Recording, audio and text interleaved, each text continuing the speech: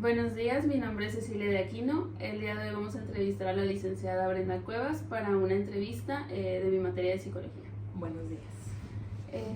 Licenciada, ¿cómo considera que afectó la pandemia en la parte social de los adolescentes?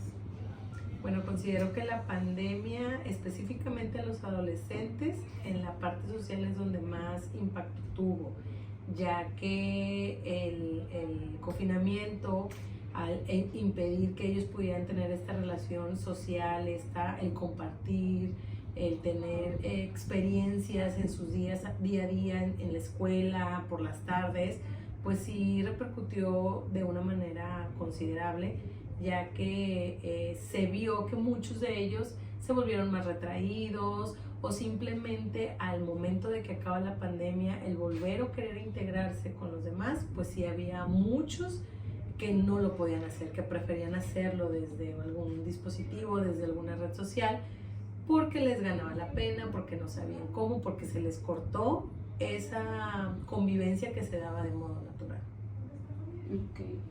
Okay. ¿Y considera que siguen utilizando el cubrebocas para sentirse más seguros y menos señalados? Yo creo que sí les da seguridad. Acuérdense que la adolescencia es una etapa de cambios y es donde nosotros empezamos a tener esta aceptación de cambios físicos, emocionales y demás, la percepción que tenemos de nosotros, y entonces el cuerpo se vuelve un poco raro porque vemos adolescentes muy altos o ya con un cuerpo muy desarrollado y su carita de niño, niñas también su cuerpo muy desarrollado pero con su carita muy de niña. Entonces esa aceptación que día a día es donde ellos se van viendo en el espejo y donde empiezan a autocriticarse, a no querer ciertas partes de su cuerpo y demás, el tener un cubrebocas les permite esconderse, como quien dice, y tapar esa parte que a lo mejor no me gusta tanto de mí. No sé, nosotros como adolescentes, híjole, me salió el granito y pues ahí vas, ¿verdad? Y tratando de exprimirlo, de echarle, de ponerle. Y ellos pues no hay necesidad, se ponen el cubrebocas y adiós el granito, o adiós la nariz que no te gusta, los dientes, los labios, cosas que se critican o que se ven mal, aprovechan, ¿verdad? Y también es como por eso lo digo, como un resguardarse, ¿verdad? Me escondo detrás para poder tratar de convivir.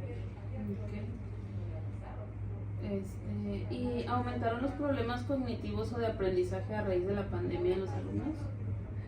Claro, hubo un rezago considerable, como lo digo, no solo en la parte social, sino en la parte académica, porque vimos ahora sí que todas las partes, por así llamarlo, en donde las personas de escasos recursos pues simplemente no tenían los medios para conectarse, para entregar la tarea.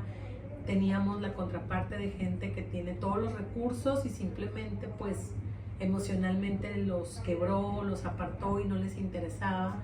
Entonces sí fue un año donde pues no hubo escuela y donde esa adaptación algunos sí la pudieron tener y pudieron llevar un ciclo escolar satisfactorio, y muchos otros pues les costó infinitamente y continuaron con el rezago, ¿verdad?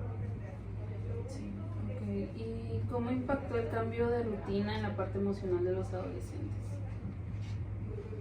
Pues otra vez, de por sí los adolescentes necesitan mucha estructura para poder funcionar, para poder formar esos hábitos saludables, sanos, que les ayuden a un mejor desarrollo.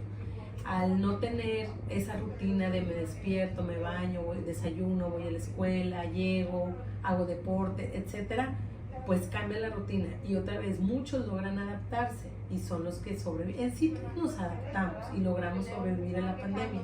Sin embargo, a unos sí nos costó mucho más, a otros un poquito menos. Y en este punto, pues sí, los adolescentes que no tenían a lo mejor en un día a día antes de la pandemia, no había estructura, viene la pandemia y se quiebra la poca estructura que hay, pues obviamente genera un impacto todavía mayor, ¿verdad? Si en un día normal no había alguien que le estuviera a lo mejor checando tareas, hiciste, no hiciste, al no ir a la escuela, pues menos, ¿verdad? Entonces, pues sí, también fue algo que perjudicó. Ok, y a raíz de esto, ¿qué cambios vieron cuando regresaron a clases dentro del salón? Pues lo que decía a lo mejor en la primera pregunta, que también es generacional, ¿verdad? Antes nosotros, pues el temor más grande era marcar a la casa del amigo y pedir hablar con la amiga, con el amigo.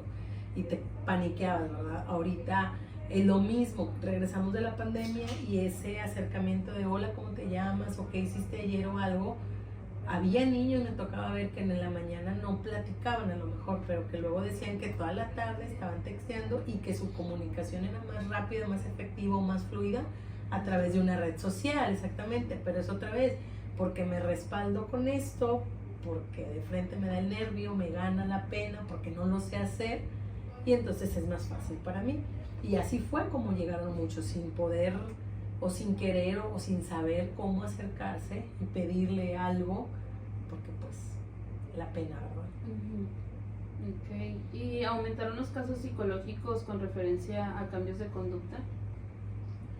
Pues sí, por cambio de conducta, por cambio de emociones, por situaciones académicas, porque había un alumno o varios alumnos, muchos alumnos que al estar en el día a día en el colegio eran alumnos de excelencia, nos vamos a la pandemia y se van de picada y entonces no fluyen, y porque teníamos alumnos que al estar aquí era un batallar académicamente y no hacían esa conexión con la escuela y no había un compromiso y no había una responsabilidad, pero nos vamos a la pandemia y entonces resulta que son los más comprometidos, que les va muy bien, que entienden muy bien la manera de trabajar desde casa.